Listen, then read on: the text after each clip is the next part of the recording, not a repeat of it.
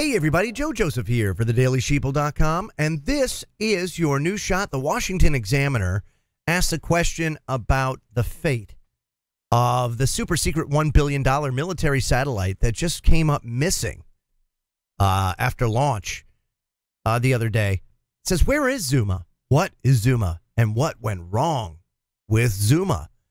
The Pentagon is not saying anything about the fate of the military payload, codenamed Zuma, that was launched this week and may have crashed soon after, and neither is anyone else. Dana White, chief Pentagon spokesman, said, I would have to refer you to SpaceX, who conducted the launch, when questioned about the unexplained mystery Thursday, 4 days after the satellite did or did not get into orbit, or more likely ended up falling back to Earth and plunging into the ocean. Let me stop there. Oftentimes, what you'll have, when you, especially when you start talking about secret payloads like this, is kind of a pissing contest between the government and the contractor. And that's exactly what you have going on here, because SpaceX is basically saying we've done nothing wrong. Everything looks good.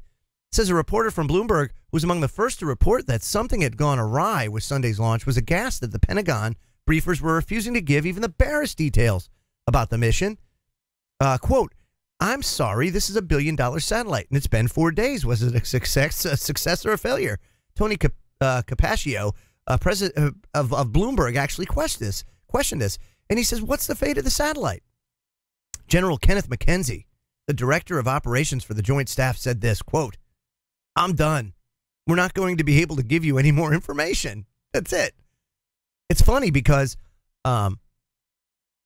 here is the press's duty and responsibility to provide accountability.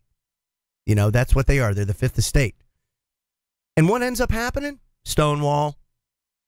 And, okay, it's a classified satellite. I get it. But can't you at least tell whether it was a success or not? Whether it was a failure or not? Is there any sort of status you can give to the taxpayer who just lost over $1 billion in taxpayer funds for a satellite they can know nothing about? See, to me, that's a big, big problem.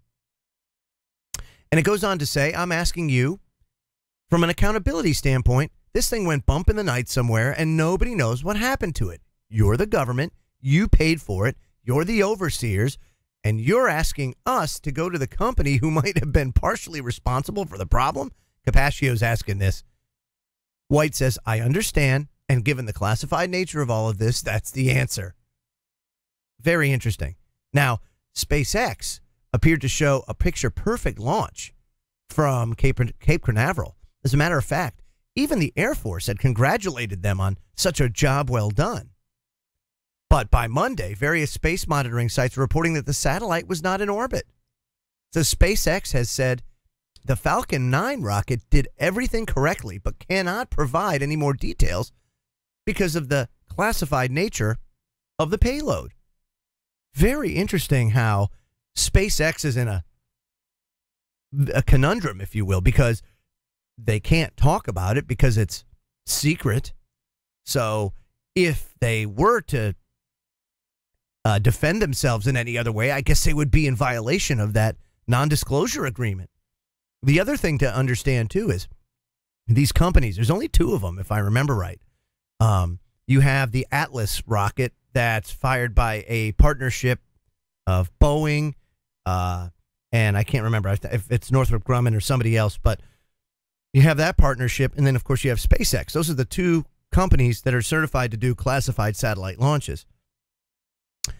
And in either case, if any of these contractors go and screw up, they can't defend themselves, but they get paid hundreds of millions of dollars a launch to hedge against problems that arise from this. So they're compensated handsomely for it, but God forbid something bad ever happens, and maybe something bad didn't happen. Maybe this story is meant to be vague because whatever happened was supposed to happen, and this is a cover story or a front for it. That's something that we really have to consider.